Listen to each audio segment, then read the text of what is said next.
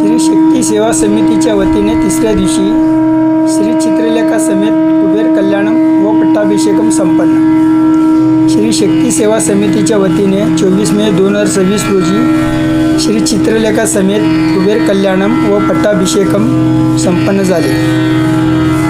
तसेच चतुर्वेद दरबार सेवा, महापद्म पुष्पार्चना हेही कार्यक्रम झाले। वरील सर्व कार्यक्रमांना शहरातील महिला व भाविक भक्तांनी मोठ्या भक्तिभावाने उपस्थिती लावली। जगद्गुरू श्री श्री श्री सिद्धेश्वरानंद भारती महास्वामीजी यांच्या आशीर्वादाने व परमपूज्य माताजी श्री श्री श्री रम्यानंद भारती स्वामिनीजी यांच्या दिव्य सानिध्यात 3 दिवसीय ऐश्वर्यलक्ष्मी सुवर्ण कुबेर महोत्सव संपन्न झाले।